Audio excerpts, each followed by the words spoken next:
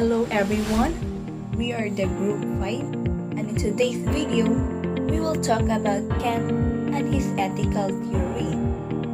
So let us begin by learning about Immanuel Kant. Who is Immanuel Kant? Immanuel Kant is a great philosopher. He is a well-known person for proposing many notable ideas which contributed a lot in philosophy. He was born on April 22, 1724 in Königsberg, Russia. He spent his college life in Collegium Fridericianum University of Königsberg.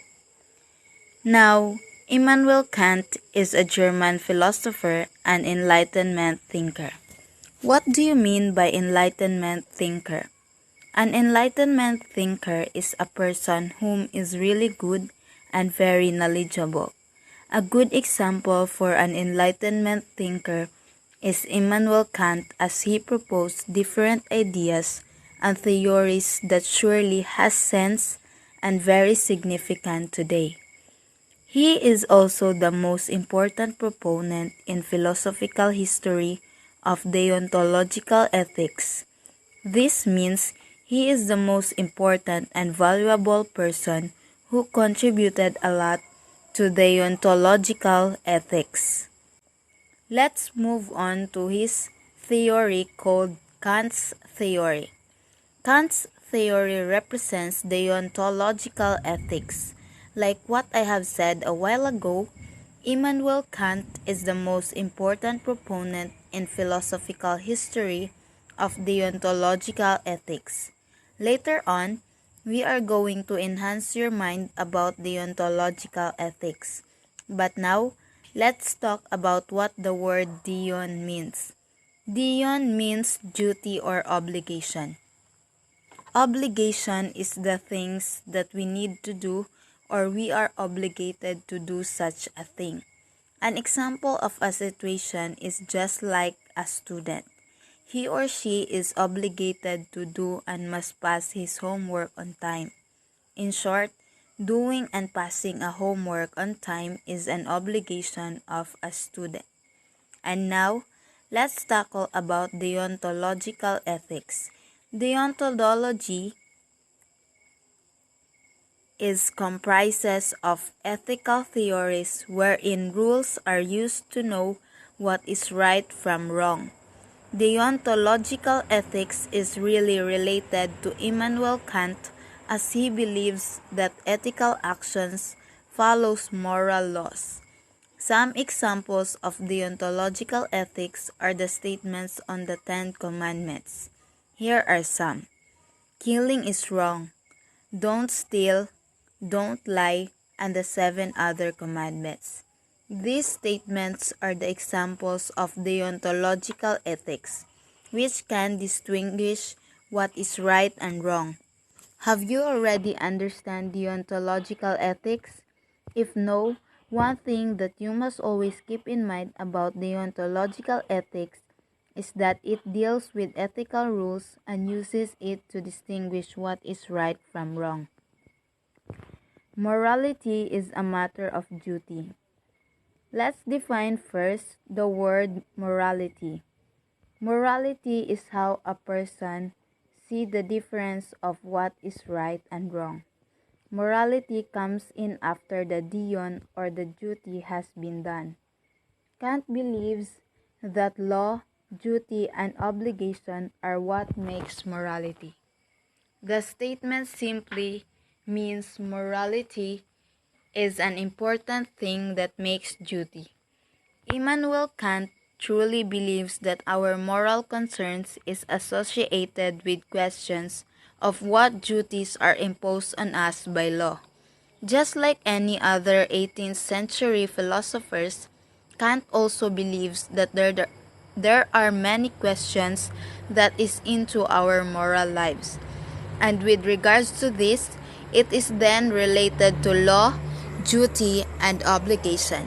That is why Kant's theory is composed of morality. He believes a lot and really morality that law, duty, and obligation are what makes morality.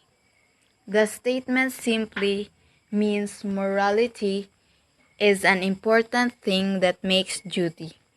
Immanuel Kant truly believes that our moral concerns is associated with questions of what duties are imposed on us by law. Just like any other 18th century philosophers, Kant also believes that there are many questions that is into our moral lives. And with regards to this, it is then related to law, duty, and obligation. That is why Kant's theory is composed of morality. He believes a lot, and really morality is a matter of duty. Consequences of actions do not matter. In this statement, Kant believes that consequences of actions do not matter. Whatever things may come out will not matter. Kant's arguments regarding consequences are: the bad effects of an act was owed, exactly required, cannot be imputed to the agent. The bad effects of not doing what is meritorious cannot be imputed. The bad effects of a wrong act can be imputed. The foundation of metaphysics of moral. This concept is the first of Immanuel Kant's work on philosophy and still influential today. Kant's purpose of establishing this concept is to state fundamental principle of morality and to show that it has been applied to us. Central to this work, Kant's categorical imperative is associated here. The good actions that we do are determined by various principles that a person chooses to act on. That is what Immanuel Kant proposes and serves a groundbreaking argument. In contrast to the moral sense theories and theological moral theories, it has been dominated by Kant during his career on philosophy.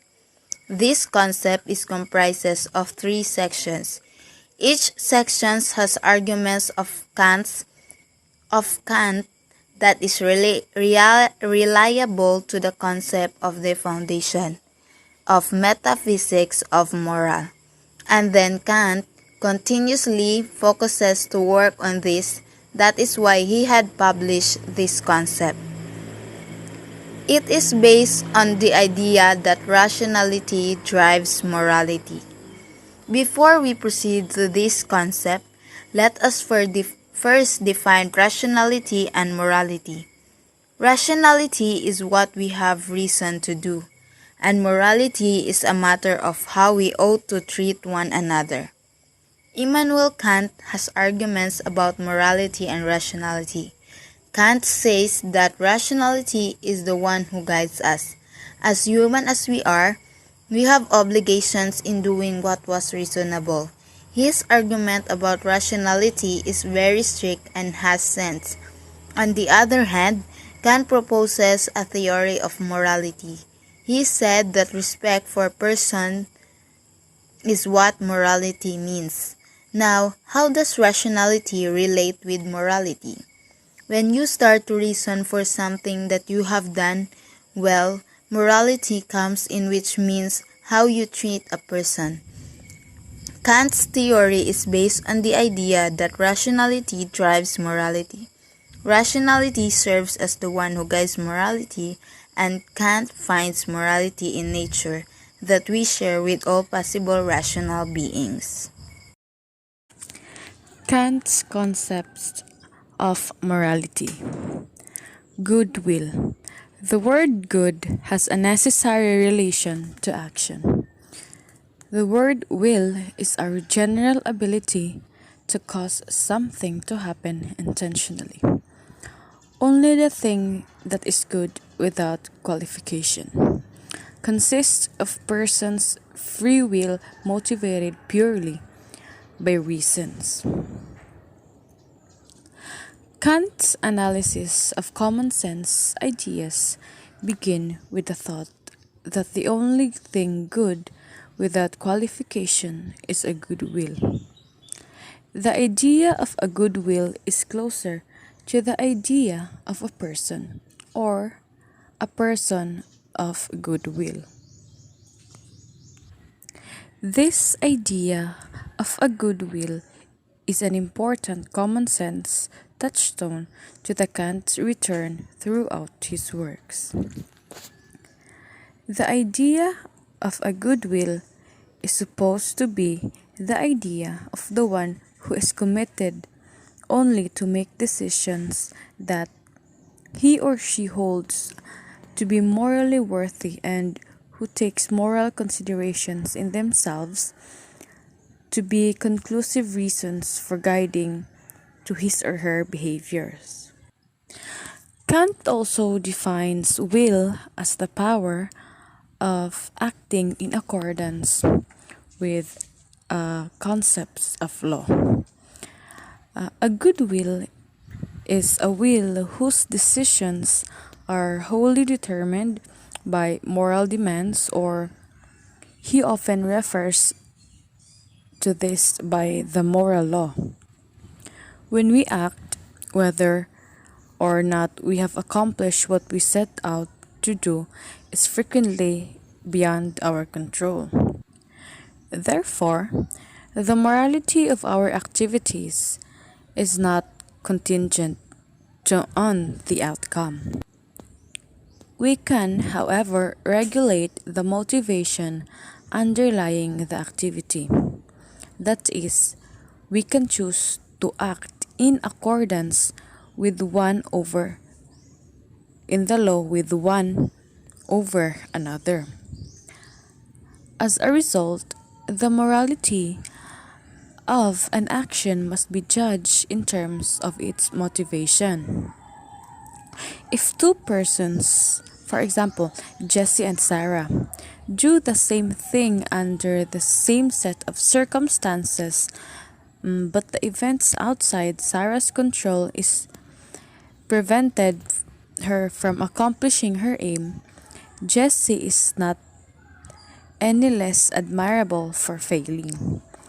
We have to do something. Even if impulse aligns with duty, goodness cannot result from acting on impulse or natural inclination. It is the presence of desires that could operate independently of moral demands that makes goodness in human beings a constraint and essential element of the idea of the duty.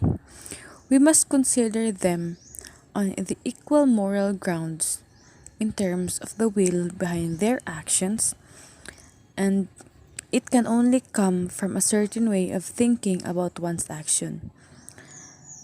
So, in agreeing with Kant, we must also determine what distinguishes the principle that establishes our responsibilities from these other motivational concepts, making motivations based on it the source of unqualified motivation. Next is the notion of duty. Distinct of what I want and what I ought. Moral actions are not spontaneous. Actions are morally right depending on their motives. The notion of duty arises to express the moral obligations of humans based on reasonings and acting for sake of the duty.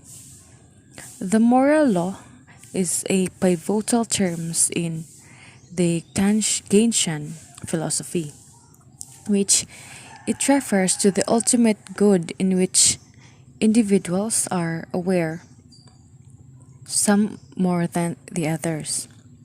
This awareness relies on the practical reasonings and leads to distinguishing between what is good action in itself and what action is bad in itself. It takes this farther and emphasizes a human obligation to the moral law, leading to a moral duty. For Kant, goodwill is the only inherent good in this world. By this, he means that alternative motives are insufficient when it comes to morality. We can see that his moral philosophy rests on practicality. It is not reasonable to consider an action morally worthy if it harms the greater good. For example, someone's getting pleasure or satisfaction in the harm of others cannot be morally good. Even if the injured parties are considered immoral, an obvious instance would be the death penalty. In this, we can see that the moral duty is an individualized law of morality that concerns everyone. So, it affects us.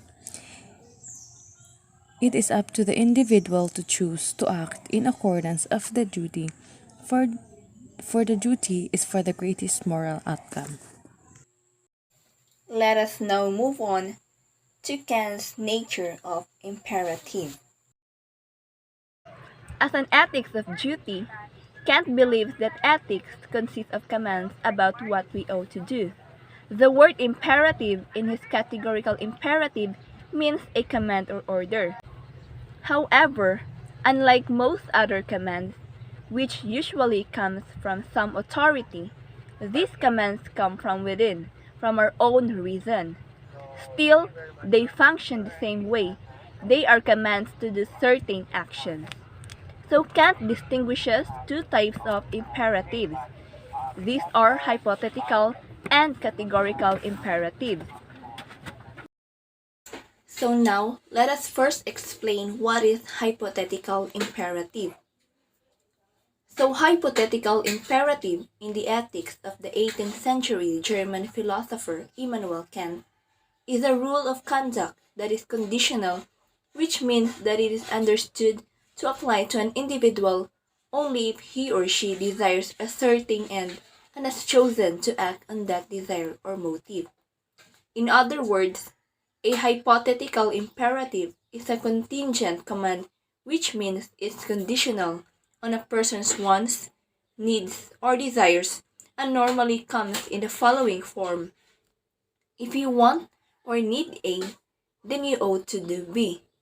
To be more specific, hypothetical imperative is a command you should follow if you want something. They tell us how to act in order to achieve a specific goal. For example, the advice, if you want to be trusted, then you should always tell the truth.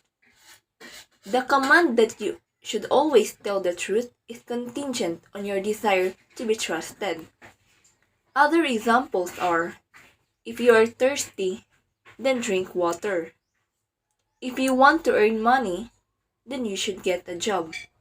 Or, if you want to be in better shape, you should exercise. Such commands are more like advice on how to accomplish our goals than moral rules. If you don't have a particular want, desire, or goal, then a hypothetical imperative doesn't apply. For example, if you don't want to be in better shape, then the hypothetical imperative that you should exercise doesn't apply to you. Moreover, hypothetical imperatives are imperatives based on desire or inclination, and their commandment of reason applies only conditionally. Although hypothetical imperatives tell us which means best achieve our ends, they do not tell us which ends we should choose. Hypothetical imperatives are contrasted with categorical imperatives. So what is categorical imperative? So they are commands that are understood to apply to all individuals regardless of their desires and motives. Moreover, these are moral obligations derived from pure reason. As morals, these imperatives are binding on everyone. One of Kant's categorical imperatives is the universalizability principle, in which one should act only in accordance with that maxim through which you can at the same time will that it become a universal law. In lay terms, this simply means that if you do an action, then everyone else should also be able to do it. A categorical imperative, instead of taking an if-then form, is an absolute command, such as do A or you ought to do A. Examples of categorical imperatives would be you should not kill. As we all know, killing is a crime, so we should not kill someone just because we want to. And other examples include you ought to help those in need, always tell the truth, or don't steal. So the categorical imperative is universal and impartial. Universal because all people, in virtue of being rational, would act in precisely the same way, and impartial because their actions are not guided by their own biases, but because they respect the dignity and autonomy of every human being and do not put their own personal ambitions above the respect that others deserve. But this is not the main objective of categorical imperative. Kant believes that there is one categorical imperative that is the most important and that should guide all of our actions. This is the ultimate categorical imperative from which all other moral rules are derived. This categorical imperative can be expressed in several different ways. Kant presents three main formulations of it in the groundwork and we'll discuss it after this. The idea of categorical imperatives was first introduced by Immanuel Kant, a philosopher from the 1700s. Kant viewed morality not in terms of hypothetical imperatives but through what he called categorical imperatives. These are commands you must follow regardless of your desires or extenuating circumstances. Categorical imperatives are our moral obligation, and Kant believed that they're derived from pure reason. He said it didn't matter whether you want to be moral or not. The moral law is binding all of us. And he said you don't need religion to determine what that law is, because what's right and wrong is totally knowable just by using your intellect. Okay, so how do you figure out what's moral? Kant said that categorical imperative can be understood in terms of various formulations. Basically, different ways of phrasing or looking at the same essential idea. And he came up with four formulations of the categorical imperative. So, these are the two most popular ones. The first formulation of the categorical imperative is often known as the universalizability principle or the formula of universal law, and Kant phrased it this way. Act according to that maxim which you can at the same time will that it should become a universal law without contradiction. In lay terms, this simply means that if you do an action, then everyone else should also be able to do it. A maxim is just a rule or principle of action, and the universal law is something that must always be done in similar situations. However, there are some cases in which the universalizability principle does not always apply. Let's say you forgot your wallet and you're starving, and you see a store with foods and no one is looking at you, so you easily take one. Is it okay morally for you to do this? Well, the particular action you're considering, taking a food from a store without paying for it, is stealing. And if you approve to the maxim of stealing, which you are doing, whether you admit it or not, then you are actually doing is universalizing that action. You are saying that everyone should always steal and that it is okay to steal. If you should able to do it, then everyone should be able to do it. Follow this train of logic to its end, and you would have a world with constant theft and some serious trust issues. So, stealing isn't universalizable. So what Kant really saying is that it's not fair to make exceptions for yourself. You don't really think that stealing is okay, and by imagining what would it be like to universalize it, that becomes clear. Now, Kant's view that moral rules apply to everyone equally sounds nice and fair, but it can sometimes lead to some pretty counterintuitive results.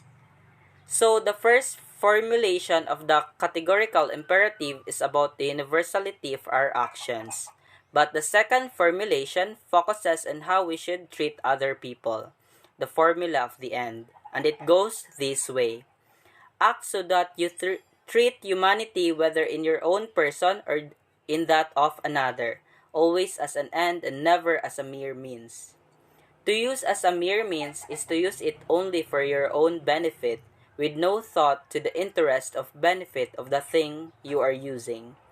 Now, we use things as mere means all the time. As an example, I always use my phone for various purposes, and if it stopped benefiting me, such as if it broke, I would stop using it. It's perfectly fine to use things as mere means, but not humans. This is because we are called ends in ourselves. We are not mere objects that exist to be used by others. We are our own ends. We're rational and autonomous. We have the ability to set our own goals and work toward them. Humans exist for themselves. So to treat human as end of himself means to recognize the humanity of the person you are encountering, to realize that he has goals, values, and interests of his own, and you must morally keep that in mind in your encounters with him. Now, Kant pointed out that we do use people all the time, and that's okay, because most of the time we use other people as a means for something, but not as a mere means.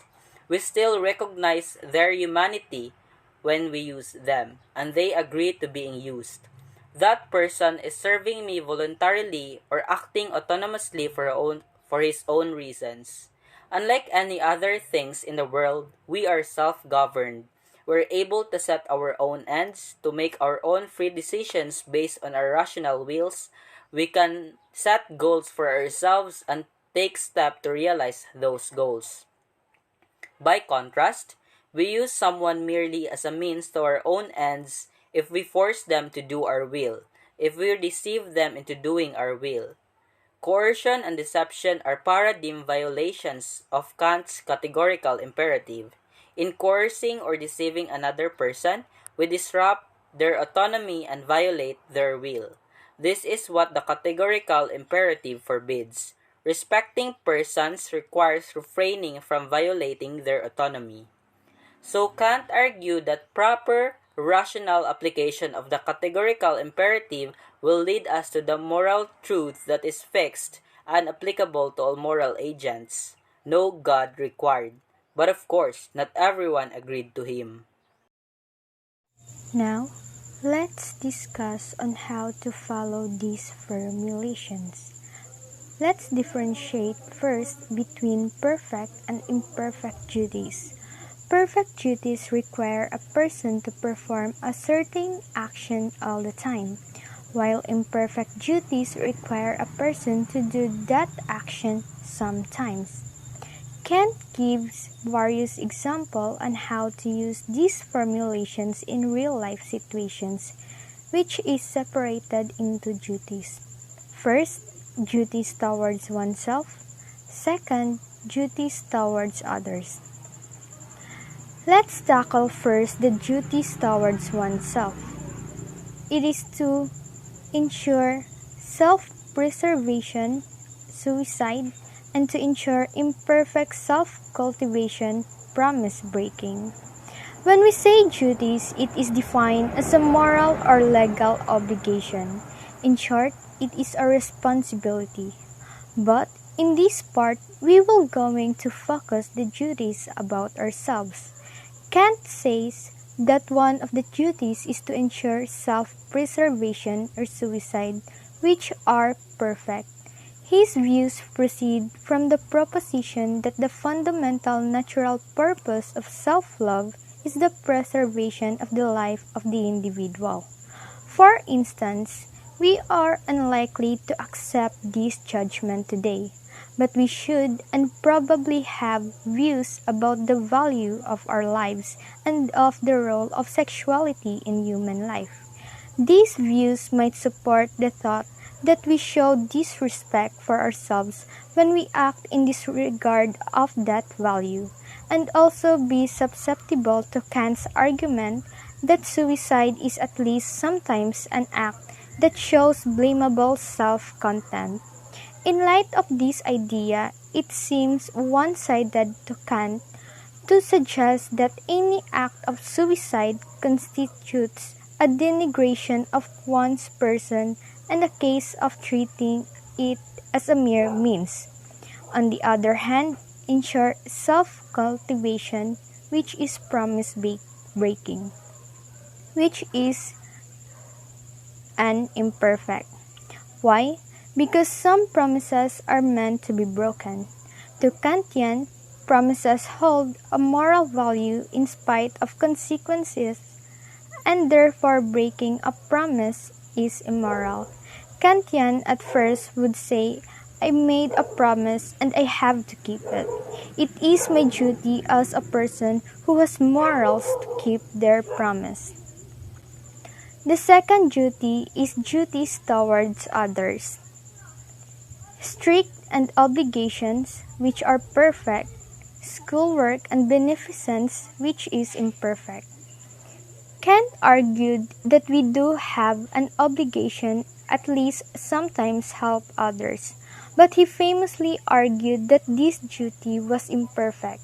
This means that we have often a lot of choice about how to help others. However, Kant also argued that we must always treat humanity as an end itself. We need to genuinely care about the good of others. So, even if we normally have a lot of choice about how to help others, if failure to help on a particular occasion and would show that we don't really care about the good of others, then we would be required to help on that occasion. For instance, you are in a hurry because you already late at school. You are about to cross the pedestrian lane, yet you see this old woman having a hard time to push her cart full of fruits to sell on the other side. So, what are you going to do?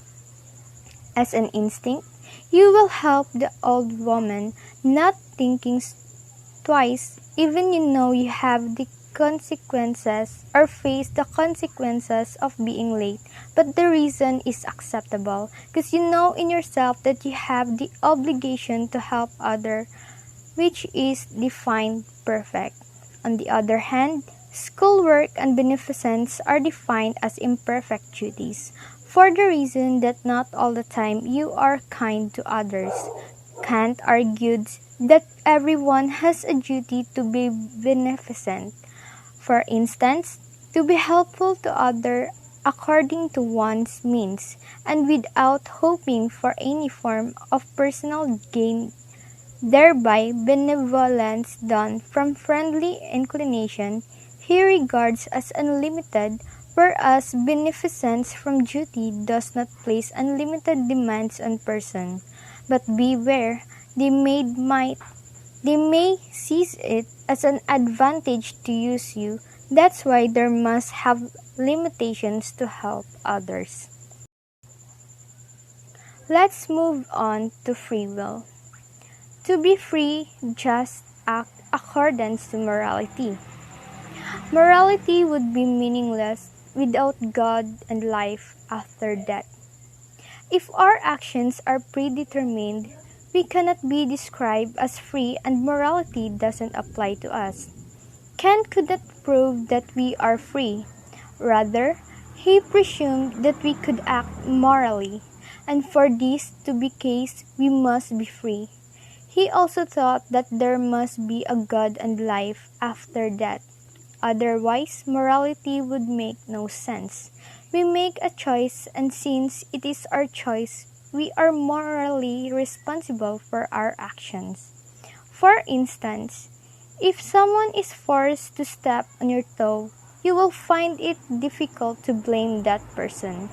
But if he or she makes a free choice and intend to step on your toe, you will blame that person and let him or her face the consequences of his or her actions.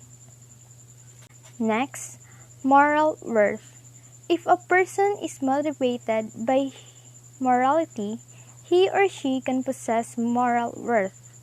A person that violates the right of others is guilty of the law. In ethics, he is guilty if he only thinks of doing so. In Kant's view, actions motivated by desire or self-interest have no moral worth, because desire and self-interest can sometimes lead us to do bad and wrong things. According to him, only those actions motivated by duty have moral worth. For instance, your friend Sheila borrowed a huge. A person that violates the right of others is guilty of the law. In ethics, he is guilty if he only thinks of doing so. In Kant's view, actions motivated by desire or self-interest have no moral worth, because desire and self-interest can sometimes lead us to do bad and wrong things. According to him, only those actions motivated by duty have moral worth.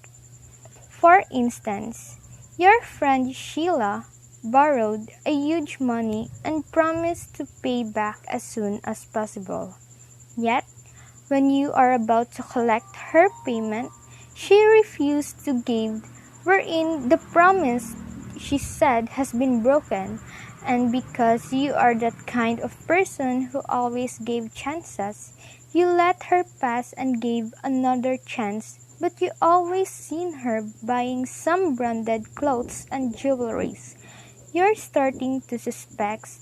That's why, on the second time you confront about her payment, she lied of not having money and still refused to give, and because of that, it means she is guilty and intend to lie, to which she can be sued because it is against the law. Why? In the first place, she only borrowed someone's money and it is the owner's right whether he or she can get it back. This would clearly not be good for society. Therefore, it is morally wrong to lie. The last but not the least, respect. For the first time, Kant brought the notion of respect to moral philosophy. The will is the proper object of respect. Respect is the word that we often heard. It is defined as one of the core values in the workplace. We become so familiar with words that we use every day that we believe that we know implicitly what they mean. This list may serve as a good reminder what respect in the workplace means. Treat people with courtesy, politeness, and kindness. According to Kant, the formula of humanity, it is morally wrong to treat persons as mere means to our own ends, as mere objects for use. However, it is not necessarily immoral to treat a person as a means as long as we do not treat them as a mere objects. So that covers our report. Thank you for taking the time to watch the video, and I hope you learned something from it. Thank you for everything. We're aiming for the next big thing. I'll see you soon on the other side.